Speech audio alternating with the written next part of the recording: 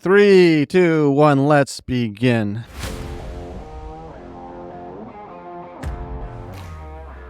Hello, barbarians, and welcome to the 38th episode of the LLB podcast. Today, with us, Jianggan from Singapore and June from KL. Okay, so for the first topic, shall we begin? Jianggan wanted to talk with Taylor Swift. I don't know if anyone wants to hear about... No, I want to talk about Taylor Swift, not with Taylor Swift. Yeah, not with. I said about. About with Taylor Swift because I think, well, for Jianggan, his life is directly affected by it. And to some degree, people in KL as well, because there's some spillage of people flying in from KL first, maybe staying in JB, then going to Singapore to see Taylor Swift. Basically, she shut... I don't know how true it was. How bad is it, Jianggan? Did she shut down the whole city? Is it a mess? I saw a lot of crazy things like hotel prices were 5x the price of usual prices. Is it possible to get around, or what's it like down there? So almost like a week. I mean, today's Sunday, right? Yesterday was the first concert. I think altogether there are 6.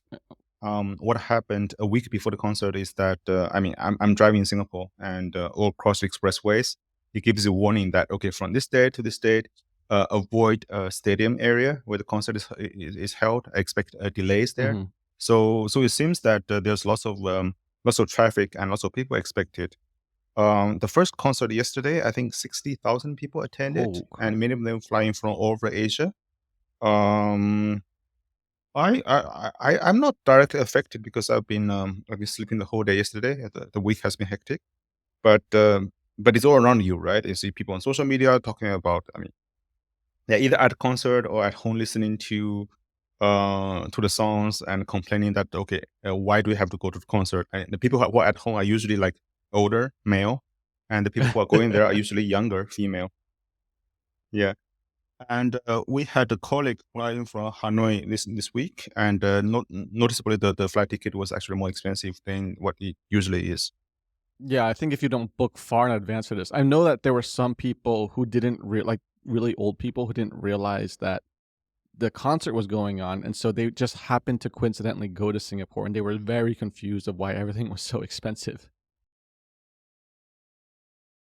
But anyway, yeah, what were we saying? We're saying I think woke culture is not really a good association term, but interesting enough, I think in her early career, she was very much driven by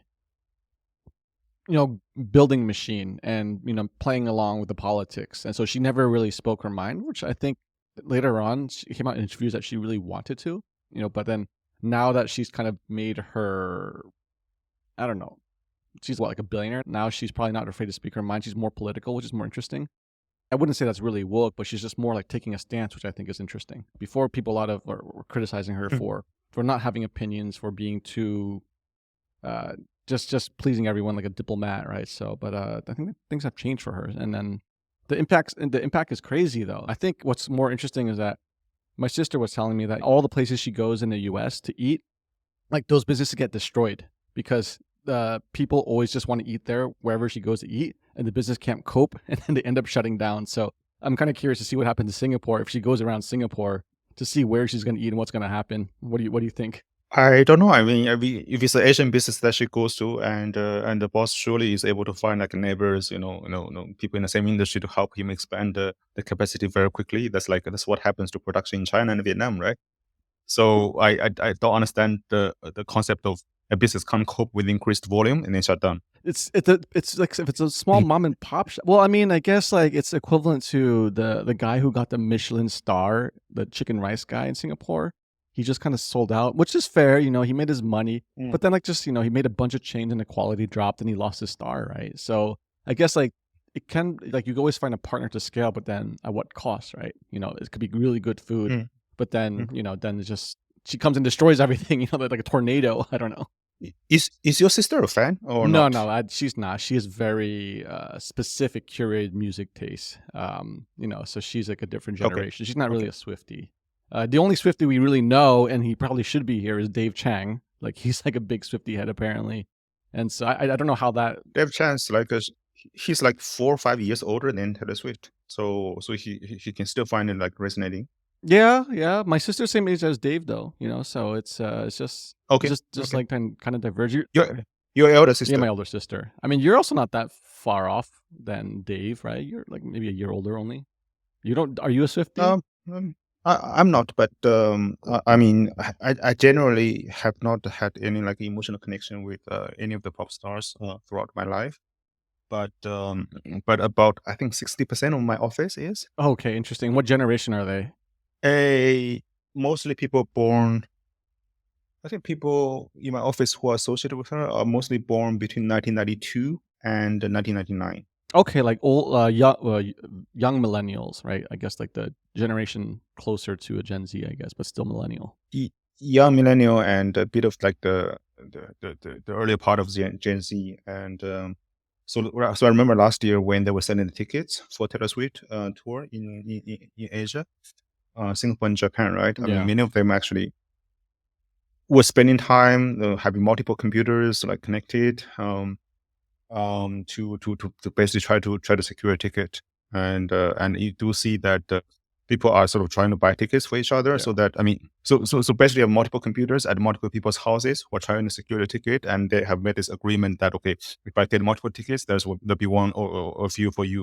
Yeah, I think it has become a movement, right? So no, and of course, most of the male colleagues. I mean, I don't have many male colleagues, but most of them do not understand why this is going on. Are they older or same And generation? and even if they're of the same Still generation, don't get they it. are actually, yeah, don't quite get it. I mean, they know that she's popular, but they don't see the emotional connection. Yeah. So, but but I think June said it's the last American icon. I don't know. I can never make that assessment. But over the past few years, I've talked to people, young people in office specifically about why do they like Taylor Swift so much, and most of them are telling me that they feel this strong emotional connection. Right. I mean, the Mm. sort of over the last 10, 15 years and every stage of life, I mean, she sings and the lyrics really, really appeal to them emotionally. Yeah, I mean, I think she's very much just a product of the machine, though. And I mean, I had this conversation earlier with my sister because she's visiting in KL, and her initial hypothesis and theory around music and your connection to it was like she thought it was when you form, like, you know, for her it was like in the 20s, and so she thought it was something very Mm, tied to that like transformation of becoming an adult. But then we talked around to other people, and it just, a lot of people actually even younger had stronger emotional connections. Like Sabrina had a connection when growing up listening to her father's music, so she feels emotionally connected to like really really oldies music. For me, I still, she mm. didn't feel strong, my sister didn't feel strongly connected to high school, but then I had some bands that I was connected to when I was in high school. So it's, I think it's, I don't know, what is your take on like how people form a connection with music, and then what do you think it more broadly means, like the whole Taylor Swift trend? Is it just like a globalization trend? Is it just like we're homogenizing culture? Is it, I don't know, do you think it's a good thing or a bad thing? Mm, mm. I think overall, I mean, everything happens for a reason. And personally, I think it's a good thing to a certain extent. And you see, like lots of young people, they have kind of purpose. They have a sense of belonging. They have a community. So But so this morning, I was this morning I was flipping through the media reports and social media in Singapore. yeah. And what has been accentuated is young people at the Taylor Swift concert, right? I mean, Yeah. they're exchanging these bracelets, right? Mm. I mean, and many of them having like, no, I don't know, 30, 40, 50 bracelets on their wrists. So they really, really feel a sense of belonging. And in a way, I don't know. I mean, the way I look at it, it feels a kind of cult to me. But of course, I mean, a cult is formed by different reasons. Some of them more sort of um, well intentioned, some of them more malicious. But this seems to be a cult being formed, and people Cult. feeling strong emotional connections. Yeah, yeah. I mean, Cult of Taylor Swift. yeah, yeah. You go to TikTok, you search for those videos of Yeah, they go people crazy. Yeah. um from different countries on the film. Yeah, from different countries, like, sitting in front of a computer, trying to get a ticket, and the emotional output. output that they express once they have secured a ticket. You- Not even at the scene itself, yeah, buying the ticket. I think this is a very interesting conversation because this sits at the intersection of kind of like the kind of content we make around business and tech people, but it sits at the intersection of culture, right? And so I think I hypothesize that this is by and large driven by the algorithms that the U.S. social media companies have invented, and it's a question of like, do you think this type of algorithms that drive this behavior and this, as you say, potentially like this cult-like behavior, what does that say about us as humans and species, and like how do you think about tech evolves further from this? And I think like, I don't know, is this a good thing culturally or a bad thing? I think it's kind of weird. I mean, I don't know. I really don't know. I think did you hear the siren in my No, I background? can't hear it. You're good. Okay, that's the siren in the background. I do think that the social media certainly amplifies that because that allows that really allows a community to form, right? I mean, in the past, you had broadcast media and popular songs would go across the globe, Yeah. but for the fans to connect with each other to form a community in the past, they pretty much have to rely on offline events. Yeah. And nowadays, I think there are much more ways for people to connect with each other. And I would think that Taylor Swift, whether it's herself or whether it's the team around her, they are certainly very good at leveraging all these tools available to them. I've read a thesis saying that somebody did analysis about the people around her, and they're very, very good, qualified professionals doing whatever they do. And the article made an interesting argument in saying that it's because these people are Swift fans themselves, are Swifty Yeah, themselves, for sure. and they feel emotionally connected to that, It's and almost like religion, like you said. and that whole that whole phenomenon helps them attract the really best talent to work for them, to do whatever they want. I'm not sure whether the same can be said about Trump. Yeah. Well, I think you're right. From a I mean, branding and business perspective, that's like, it's fantastic. I mean, whether it's good like socially or not, right? Yeah. Well, it's okay. Yeah. What I wanted to say earlier, like, so you kept bringing this up. I think you're right. Like, there is this. Maybe it's a generational thing because the younger generations below us as millennials are lost in this social media landscape and grasp for meaning, right? And there are many ways that they have access to so much stuff, like the internet. Like, they could access any generation they want and connect to it.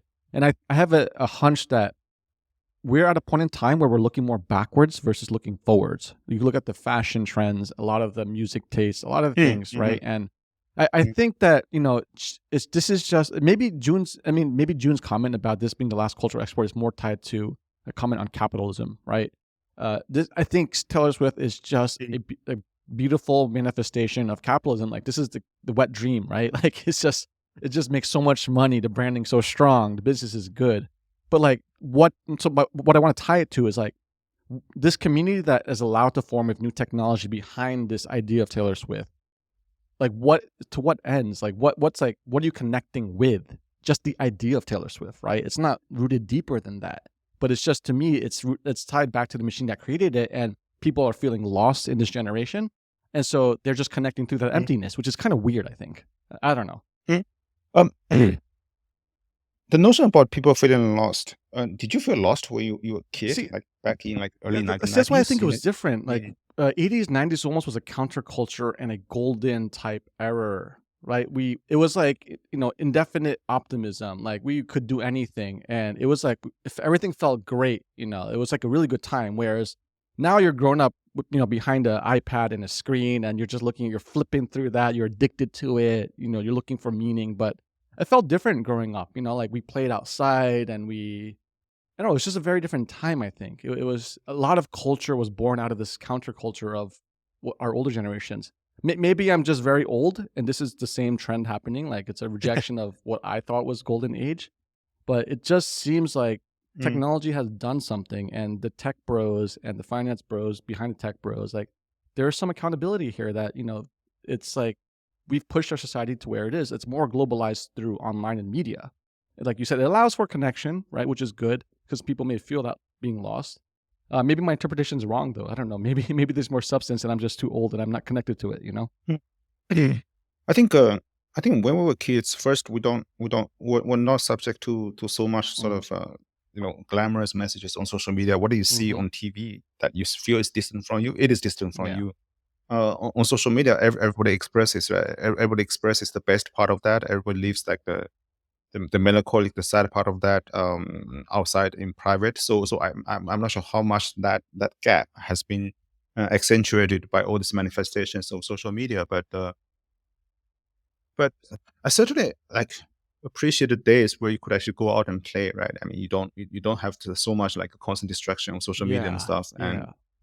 You and you listen to the music from the loudspeaker you know what my sister told me? in a public My square. sister was Yeah, telling me yeah. that they're actually like, because she follows a lot of like niche culture, because she's actually not plugged into any of this. Mm, She's like off in her own world doing ceramics and like into very eclectic kind of stuff. And then she was telling me that there's this kind of mall revival in the US, but it's because the younger generation actually want to meet up.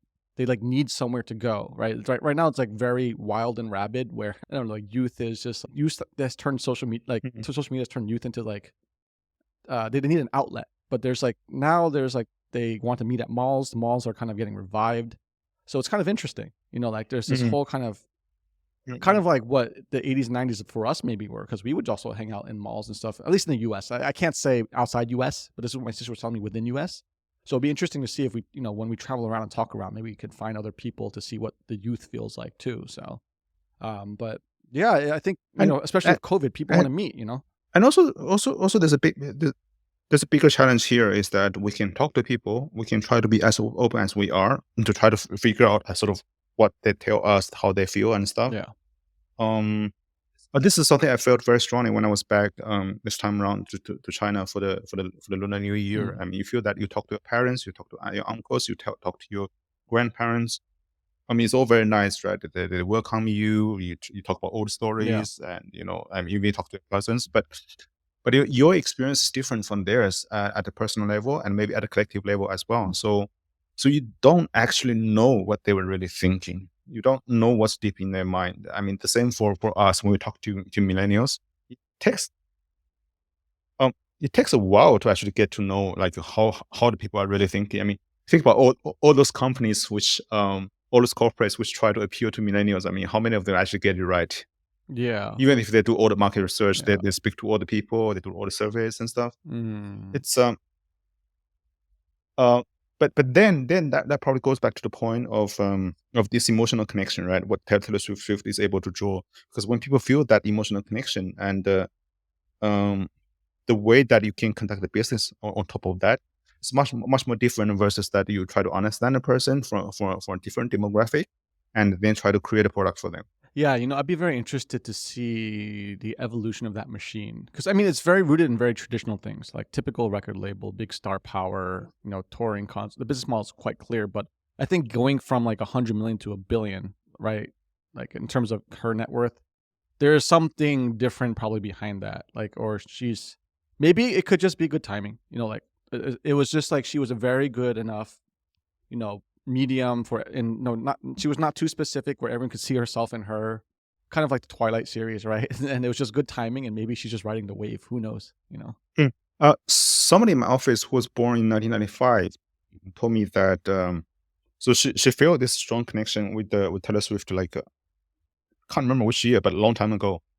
And she was telling me that for lots of singers, right? They have this prime period, like a few years where they can have all the Correct. hits and Yeah. stuff. But afterwards, they drop out. They drop out. They started talking about things which do not resonate with their core audience anymore. And maybe because they become so rich, maybe because Yeah. they're having different feelings, etc. But what she told me is that I mean, at least for the last 10 years or so, I think Taylor Swift has been fairly consistently emotionally appealing To to me, them. that's a good question. Is it a question of character, or is she a better businesswoman? Right? Like, is she so focused and so disciplined that she keeps building her brand and Mm. empire, or is she like, fundamentally she's just like that and consistent and resonates very well in a broad audience? I'd be very curious to kind of, I, yeah. thi- I think fundamentally you have to like it to make it do so well, right? I mean, you are not like a financier behind the scene, and it's you, it's the image, right? I mean, if you don't like the image you are portraying to the whole world, I mean, like some of the Korean pop groups, right? I mean, you see there's so many suicides in the Korean sort of Hmm. pop stars. I mean, people sort of force themselves into this image, which might not necessarily resonate with them. But I don't know. I think it appears to me that whatever Taylor Swift is exhibiting is probably natural for her. You think so? Maybe she's just a psychopath businthwoman and she's just really good I at it. don't I don't know, man. I mean, I don't follow this, I so don't know. I mean, it's just really fascinating, though. mm, there's a there's another subtopic related to that is you heard about recently that some of the governments in the region are complaining that Singapore is paying the organizer of the concert for this to be held exclusively in Singapore in Southeast Yeah, Asia. what's wrong with that? And some of those complaining, somebody from the Philippines, some politician in the Philippines was complaining. I think somebody from, I think the prime minister was Thailand was complaining as Well, well. let them complain. I mean, that's like, improve your own country then if you want that, right? Uh, this to me is fascinating. I mean, the prime minister of Thailand was saying that Singapore is paying like $3 million per concert for six, Sounds and pretty cheap, the right? Singapore government had yeah, so the Singapore government had to come out and defend, saying that okay, yeah, we paid some money to make it exclusive, but it's way below that. Probably probably it's true that it's way below that, Really? Huh. but one thing that that is impressive is that the government of Singapore actually formed a task force a long time ago when they learned about this concert was going to take place, and they started engaged with the organizer very early on, Yeah. and this, they did lots of planning, and they did lots of sort of internal justification of why they are using taxpayers' money. They did modeling and I stuff. I mean, I It think this is still shows. fantastic for the like Singapore branding, no? Like, I mean, they've already. I mean, they are already by default, just by how Singapore is the default place to go. Because we Mm, saw the debacle of 1975 coming to Malaysia, right? I mean, that was just like a huge, mm, huge disaster. It just pissed off every single local here, and then because of that, the Strokes also had to cancel their whole Asia tour as well, right? It's just like that. what happened? Well, the 1975 thing, where the guy, the lead band singer from 1970, like he's well known for doing this. He goes to countries and stirs up shit. But he basically called out Malaysia for being anti-LGBT, and then like he kissed his bandmate in front of everyone. And then he got Mm, banned from Malaysia, and then there was this huge backlash where a mm, lot of like famous artists were supposed to come through Malaysia. They all like canceled their tours. Now just I think mm, this is a big this just supports more reason why people go to Singapore, right? It's just like it's not helping. Um, so mm, it's mm, I mean mm, mm. it's stupid. Like if you really want to make like if you really disagree with a country, just don't come in the first place, right? Just there's no need to like piss off all the locals. And apparently like I can't speak for the locals, but the people who were affected said like it put things far behind. It made their life worse because of that incident. It's just very egotistical from these artists, but I mean that's just like the context. So uh, I think yeah, I, I think one thing Singapore has branded itself is that traditionally as a strong pro business destination, and also even amongst the local population, it tries to get the debate about religion, about everything, to be sort of not talked about in a way. So people yeah, can't really debate or say bad things about others, even though whether it's justified or not. So I think yeah, I think that came from a practical consideration, right? Because it's a multiracial society, and you need to keep it harmonious yeah, so that businesses will come. But over the yeah. years, it has built this system, right? I mean, what is sort of recognized and what is not recognized, and the thing is that the rule is clear. The rule is clear. The Mm, rule is consistent. The rule is enforced, right? I mean, if somebody like talks bad yeah. things about Singapore's policy, the government actually sends a person. You sometimes like ex-lawyer who happens to be government minister and who is very good at debate, and they want to Yeah. debate about things, which is good because it puts the things in the public, and it avoids all this like backlash and stuff. Mm. Yeah, there's I remember there was a recently big brouhaha in Singapore about some semi-influencer who was like seeing something or doing like making content about Gaza, and then it got clamped down. I mean, I know it was past my headlines really quickly, but I think I remember that was just like it was something where people were like, oh, like, you're clamping down on free speech, but then this person could be seen as stirring, like you said, Mhm. going against those like no go areas that you can't talk about. So Mm. There, there, there, there, there pros and there cons, I has guess. there has been a few sort of ministerial speeches recently talking about sort of the Gaza situation um, because a part of the population resonate with. I mean, I think probably a very significant part of the society resonates with what the people are suffering in Gaza, right? I mean, even as like people who don't have an Yeah, emotional connection to Gaza, so Gazans, where you look at all these images, yeah, you it's feel that true. okay, something is not justified. But I Yeah, think was a minister this week or last week who came on and said that okay, there has been cause in a society for us to cut off the relationship with Israel. But I mean, how does that solve the problem if we cut off the yeah. No, the I mean, that's the whole sad part, right? Like, even if you can express yourself, it's not like really changing the situation, right? It's kind of all of it's just depressing, all around. So it's yeah, tough. it kind of make yourself feel better, but it doesn't really change anything. It doesn't really change anything. So All right, I, I, I let's. I mean, sorry, sorry. Go ahead. just one last point. I might have talked to you about that. I mean, right next to my house, they are building a Russian Orthodox church with the Russian Culture Center.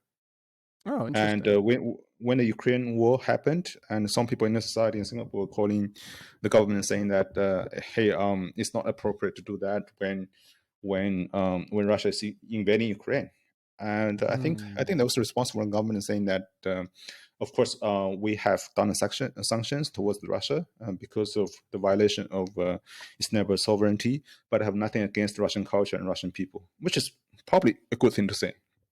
Yeah, I mean, it's separating people and their culture and religion versus what the government's doing, right? It's like the Yeah, very common trope that everyone talks about. yeah, yeah, yeah. So I think that makes sense. It makes perfect sense. Themselves, I guess. I mean, in Singapore, it's very, life's kind of good and calm, so they got to, almost fight. So very much like in Sun Valley, there's too much excess of, time and leisure, money. So these things happen, I guess. There's also one thing which I think has has been delivered consistently by the government throughout the pandemic. So they're basically been telling people saying that look, Singapore was aviation and the global transportation hub before the pandemic, and there's no Mm, guarantee that will still be so after the pandemic because lots of things have been mm, shaken up, and lots of flights have been cancelled. Some of them are still, and some of the routes are still not there. And if we do not actively work towards that, we might not remain the global aviation hub. So we need to work very hard towards maintaining that status, and that means bringing the people to Singapore. I mean, I think the whole Taylor Swift concert thing is part of that as well. That again sort of mm. manifests Singapore's connectivity and hub status. Yeah, yeah. I mean, there's a lot going into this. I think in the future, maybe we should look for like this type of population type expert because all those Mm, headlines, like every country hit a new record low from Singapore, Korea, Japan, like everyone. And I think that feeds into the same kind of narrative. Like your culture is going to change, people are going to change. What are you going to do about it? And we've talked about it in the past, but mm. anyway, I think we have to move on because Yeah, we're go getting ahead. kind of time. Mm, We both were in the corner of Southeast Asia, right next to or to each other. You were in mm, Cambodia. I was in Vietnam. I would love to talk about what's going on in mm. these countries. I can talk from a cultural standpoint and I guess previous history standpoint of living and working in Vietnam compared to what I see now. But I think even less people know about what's going on in Cambodia. So, I Mm, mean, what mm. what were you doing in Cambodia? What's going on? What's it like? Okay. I was invited to speak at this Internet Startup Association of Cambodia's like annual gathering. Nice. And I was expecting, so I mean, internet industry in Cambodia, like that's like I don't know, a dozen of companies, maybe it's like a no small room, like 30 people. And when I went there, I said, "Shit, this is a big hall, like 100+ people there." And apparently there's so many different companies there. I mean, there are like a bunch of payment companies, 5 food delivery platforms, and some gaming Food delivery companies. Yeah, platforms. Wow. five food delivery platforms, and a bunch of neobanks, or sort of, I mean, whatever kind of constructed as offering banking services. And there's one guy who really impressed me, is that He's just firmly believed that Cambodia should be the financial center of Southeast Asia because Cambodia uses US dollar and there's no sort of restriction of capital flowing and flowing out. And the government is, I mean, the governor of the central bank, etc., etc. They're all like Western educated and they're very good at the sort of pushing the right policies and solving the newest problems and making things happen for the industry. I mean, it takes a time, but he firmly believes that Cambodia should be the financial center of Southeast Asia, That's which I've never heard. I've never heard anybody around me talking about it. But that's wildly yeah. contrarian. Wildly contrarian. I mean, it's an interesting idea. The thing that they would have to solve is number one, rule of law. Outside of that, though, if you could build like rails on blockchain, maybe that would be possible, right? If their systems plug into blockchain, it becomes immutable. Trust is the main issue, right? You know, maybe they can pioneer that. Who knows? But yeah, that's very contrarian. I'd be kind of curious to follow up with this to see what is he doing? Is he building in fintech, or what is he doing? He's building a securities firm, and basically, and also he has launched multiple schemes for Cambodian companies to try to list in a Cambodian exchange, and he's trying to facilitate international investors to put money into the Cambodian exchange. I mean, it's tough. So, wild. I know I've seen his photos, right? Yeah, I mean, like over like 2-3 years, and he has visibly become much older, and that's probably all the hard work that he has been trying to put. Yeah. So what's the vibe then? Is the way you describe the ecosystem, is it like we're looking back at like 10, 20 years of what we saw in the rest of Southeast Asian countries? Is it lagging, or is this like a new paradigm? Is its own ecosystem? Because it sounds similar to like we started building e-commerce and food delivery in Southeast Asia like more than 10 years ago. So what do you think? I think first, Cambodia is a place where large regional platforms or regional international investors do not have attention to at all, right? I mean, 16 million people. That's half of Malaysia and half of Jakarta. 16. Oh, I thought it was 16. smaller. I thought it was 6 million. Oh my God, 16. 16. I mean, it's still small. GDP per capita is 1,600. So which is like almost half of Vietnam's level, right? So it's actually still relatively poor country. And apparently, I was there for just a day and a half, but I visited like 5 or 6 different businesses. I spoke with different associations as well, in addition to the dinner I was attending. And how would I say? I learned a lot about how things function, right? I mean, so there are lots of banks, I mean, trying out different kinds of fintech. And because the market is relatively small, because you don't have that much sort of incumbent large structure, which is already like their legacy. So there's lots of innovation going on. And also you paradoxically that I mean, partially you feel like it's China because like almost all the businesses would have Chinese signs, and almost everybody spoke to in Phnom Penh, the service staff, the immigration officers, custom officers, airline check-in, I mean, hotel reception. Everybody speaks Mandarin to you or tries to speak Mandarin to you. Really interesting. But this is just proxy because they're neighbors to China and they must get so much flow from China investment-wise, government-wise. I mean, I don't know about tourism. Tourism probably not, right? Not much tourism, but business. There's lots of Chinese business set up there. Right? I was speaking to people from my hometown. Even they told us that they know like 3 or 4 manufacturing businesses which have built large centers in Cambodia. So there's lots of business going on there, and interestingly, so people told me that they leverage a lot on the port of Ho Chi Minh because it's just close. In the sense of what, for the manufacturing for trade, like going to China or abroad. Going abroad. So if you think about Phnom Penh, it's like 2 hours to the port of Ho Chi Minh, and about an hour and close to 2 hours to the port of Sihanoukville. So it's about the same traveling time, but the port of Ho Chi Minh is obviously much bigger, right? Yeah.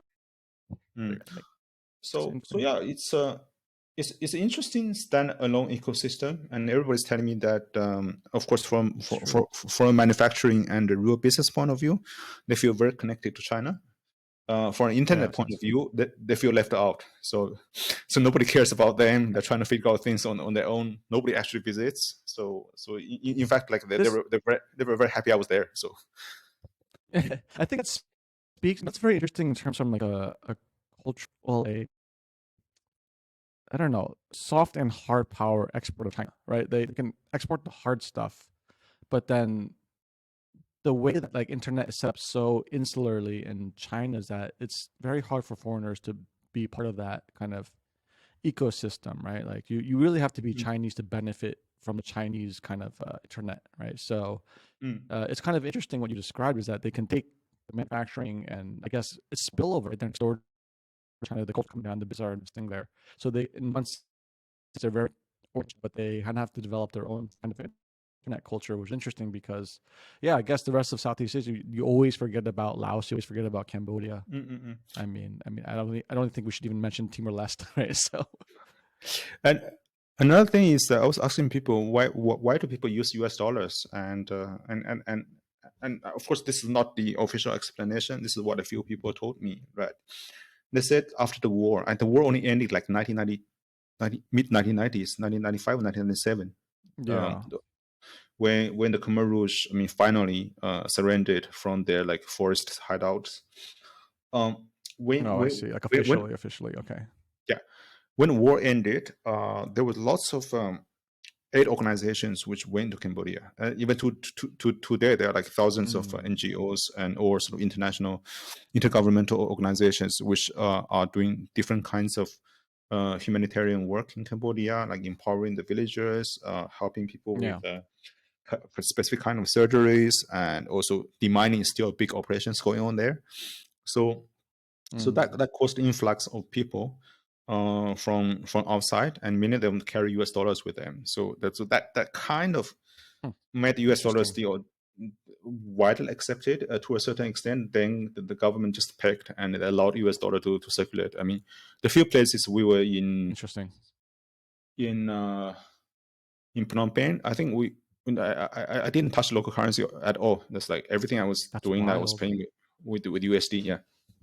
That was like 20 years ago in Vietnam or something like that. That's crazy. It's such an interesting that this kind of like ecosystem can still exist today. You know, you think that Southeast Asia has progressed far ahead of that, but Mm, you know, developed their own economy and infrastructure. Do you think that? So, what's the trajectory like to close out for this section on Cambodia? What the mm. trajectories and or what's your like main takeaways? That kind of last year I had a session with Jim Rogers, the famous investor based out of Singapore, Mm, and one thing he mentioned during that session, which I didn't pay much attention to, and was he said, "So where do we look for bright spots in Southeast Asia or in Asia in general?" Then he said, "I think the Cambodian government is doing all the right things, but the market is too mm, small. So you make your own judgment, right? Do you want to pay attention to that market?" But he thinks the government is doing all the right things, and that's kind of feeling I got by talking to the businesses there. I mean, the government is very progressive. There's a recent succession, and Han Sen passes the premiership to his son, Hamanet, yeah, and yeah. this guy is Western educated, and I think one person I talked to knows his wife really well, and he said they are actually quite progressive. Progressive in the sense of, I mean, you look at policy in the country, how to make the country forward, not kind of like super left Okay. progressive. Mm. Yeah, So yeah, let's yeah, see. yeah, Mm. yeah. Like grow your company. Yeah. Yeah, interesting. Yeah, Mm. I think we'll have to revisit this topic. I'm interested more because I know one of my family friends Mm. had run some type of fertilizer business there for more than a decade, and he recently exited the market, saying it was harder to operate there. So I would like to probably revisit that idea to see to contrast, you know, like what's progressive and what's Mm. maybe Uh, being a foreigner there's you know getting squeezed out, but maybe it's good for locals. I don't know. Yeah. just a quick point. So some people talk to me saying that the rule of law is still a problem, and they acknowledge that Mm, because there are still local interests who don't abide by the rule of law. And of course. this usually happens with property businesses. There's lots of lots of illegal seizure and stuff. But they said recently, I think the government has a clampdown on sort of people aligned with senior officials to try to seize assets which have any kind of international link, because from a central government of Cambodia point of view, they care a lot about their international reputation, and recently there has also been crackdown on scam centers. But the thing is that the crackdown actually made scam centers more violent, because they said before it was free exchange, they had no problem hiring people. There was no risk hiring people, and it was kind of legal, so it was fine. But now it's illegal, so they had to, find ways to find workers, and sometimes can be a bit violent. So I mean, give and take. That's one of the second order effects you don't realize, and if you don't fully clean it up or don't have strong enough rule of law to fully stamp it out, like I guess you could say like the gangs in Southeast Asia, right? Like, sort of support government just all of them. So you got to really go deep, I guess, to root out it all. But That's I guess for fascinating topic. Yeah, it's a fascinating topic for sure. I mean, this parts of Southeast Asia we don't know about. I like that, the contrarian take from Rogers. There's something there for sure, probably. And, there's, while a country can be small, it still has outsized impact, like we saw with Taylor Swift in Singapore, right? Singapore really can't grow consumer-wise big as other countries, but they still have other ways to get competitive advantages. So maybe Cambodia has that potential level in the future, keep things right, and can get things under control, right? So it's interesting. I guess for the last topic for me, I just really like my time in Vietnam. I lived in Ho Chi Minh for 4 days, just purely consumption, vacation, taking stir, ate way too much. But it's just nice being in a bigger, well, bigger. I don't know about consumer-wise bigger or bigger, but it's just bigger market by feeling, and it feels very vibrant. It's things have really bounced back fully, like from I mean, business-wise, maybe not. From a consumer viewing perspective, it seems like everything's very hustling, bustling. Like when I was still living there, things are back. It seems to be things are improving too. Like you see a lot more electric cars on the road. VinFast is everywhere. People don't throw food on the ground anymore after eating. Like things are progressing. Things are like, I think the government is clamping down. Like after a certain hour, you see police on a lot of corners chasing down drunk drivers. But of course, people say it's for money. But I mean, at the same time, it's still doing the job, right? Making people more at least following the law more, whether it's for good or bad, but trying to produce that behavior in society. So I don't know. It felt like Vietnam was really moving ahead, and it's feels like one of those countries that's going to be able to keep progressing forward at a faster rate relative to the rest of the Southeast Asian countries, because it's not as big as Indonesia, but it's definitely not a small country either, right? So I'm kind of optimistic about Vietnam when you have a large population who are decently educated, who are hardworking. I mean, so that usually creates wonders. So last year, when you talk about Vietnam, I mean, especially the first half of last year, you hear all the bad news, right? You hear about property market not sustaining. I mean, the bubble collapsing. You talk about export being impacted. I've seen notices of multiple sort of manufacturing businesses laying off like thousands of people. So when that kind of narratives come together, people are saying, "Oh, is the economy collapsing?" But quite often, I mean, when it just creates incentive for others to come in and sort of build things, right? Because the fundamentals are still there. I mean, you have the labor, you have the hardworking people, you have the infrastructure that has been built. Oh yeah, last year there was also this talk about, there's not enough electricity in Hanoi. There was blackouts in summer, if you remember. But many of these, right, when things happen, it creates incentives for people to solve the problems. I mean, if people are hardworking, if the macro is not 100% against them, I think people will work out something. Yeah, I could agree with that sentiment. Like I can tie the micro kind of Vietnam big enough and has a unique enough culture where it develops its own ecosystem. Like you won't see a strong penetration of number one, they're historically not friendly to Chinese, I guess you could say, right? So you won't see the big penetration of Chinese brands like you see in Singapore and Malaysia. right? You like all those like drinking brands, beverage brands. Number one, the consumer behavior is just very different. Like Mm. culture, coffee, yeah, coffee culture is extremely strong in itself already. You get a lot of like fragmentations of like hipster variations of all kinds of different coffee, from low coffee to foreign coffee. So it then so you develop their own Vietnamese brands themselves, tied to different behaviors, right? It's just very distinct than what you would see like when you sit in the sphere where we're sitting of Malaysia or I don't know. In Indonesia, do they get like the spillover from Chinese ones too? I don't know. I mean, this is something which is happening. I don't know exactly how much this will happen, and of course we go down to analyze. I mean, specific industries.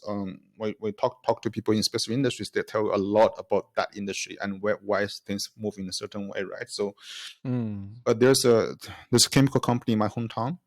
And they had to go to in Indonesia because palm oil is their sort of key ingredient. And if you can knock off the cost of palm oil by, I don't know, certain percentage, their profitability and their competitiveness increase a lot. That's why they went to Indonesia like more than 10 years ago and started buying land. So for Yeah, palm yeah, palm plantations and I yeah. mean different industries would benefit from sort of different kind of environment, so macro and macro factors. And when we talk about in general, I mean, how the economy will benefit, we talk about a few sort of really macro issues. But when it comes down to individual industries, it gets nuanced and it gets much more fascinating. Yeah, exactly. And I think, yeah, that's. I mean, if people who want to build or invest in these countries, they have to take that into consideration, right? It's just really, it's a lot. It takes a lot more time and specialization than people think. I found it very interesting because in the hotel we were staying was like a nice 5-star hotel. My sister got it as a gift, and then I met these like Americans who had never been to Vietnam for the first time, and they were diversifying their furniture company based in like Michigan, something like I forget where they're somewhere in the U.S. And then they instead of opening factories in expanding factory capacity in Mexico and other countries, or like even like what's common is like Western Europe, they were like looking at Vietnam for the first time. And he was very blurred. It's like, yeah, it's very complex out here. Like he was trying to dig something out of us, but I was just like, I'm on vacation, bro. So, but it's fascinating to see that even in this day and age, like there's just people who are just so out of this, like they have no understanding of this part of this world, which is interesting. And but what you see that kind of offshoring, like their diversification is happening and it's there. But for a white guy, it might be a little bit challenging for him. We'll have to agree. You need to know the right people because it's a common trope for Vietnam. If you're a foreigner doing business, a lot of times they do get ripped off. So yeah, I think at the end of the day, I mean, the world is still big. I mean, even if you go to like a small country like Cambodia, you see a vibrant ecosystem of people. And amongst tech founders, I've seen, of course, some of them run on sort of VC-backed businesses, which are difficult because it's a small market. But some of them, I mean, use a bit of tech to transfer some traditional businesses. And some of them are doing really well. I know. I remember this guy was driving a Mercedes Maybach like S680, which I think in Singapore will be retail for millions of dollars. I'm not sure about the price in Cambodia. And he was a graphic designer before he went to Cambodia like 8 years ago, and he built a business purely there. And he was not from a rich family. Wow. So there are opportunities everywhere. So I remember a recent podcast I listened, Lex Friedman with Tucker Carlson. I don't agree with many things Tucker Carlson said, but there's one thing which he said which kind of resonates. He said like you should really try to understand Russia and jump on a plane and go to Moscow and go and figure out, talk to the people there, walk true. around. Yeah, absolutely true. That's the first step. And of course, if you want to do business, etc., that takes much more attention. That takes much more time. That takes much more mental space, and that's tough. But that's what makes this exploration fascinating. Yeah, and if you're looking for the first step, that's why we have a podcast like this too. You could contact us. We're here. We've been to places. You can reach out to us, and then we've learned some hard lessons for Southeast Asia. Yeah. yes. So we're here and we're doing this. So feel free to reach out if you are interested in a really far abroad. Any final closing thoughts then? Are you ready for your China trip? Yeah, it's I think it's fully subscribed. The team is still finalizing the logistics, Congrats. but I think it's fully subscribed, and the agenda is full. So we're thinking about I think. I think we should do a dedicated session after that trip, and then we can talk about what we have Oh, for seen, what sure. have observed, and yeah. But this is For it's sure. exciting. Mm. Yeah, so maybe sometime next month when you're traveling, we get a short, quick update from China. I'll be in the U.S., so I'll be trying to do maybe worst case some solo quick updates. But if anyone wants to talk to me, we can do quick updates too. So I'll be in the U.S. giving my assessment of what's happening on the ground. Of course, there'll be more from like what I'm focused on at the time, which is like CPG. So I'll be talking to a lot of CPG founders, food industry What is founders. CPG for people who don't know about it?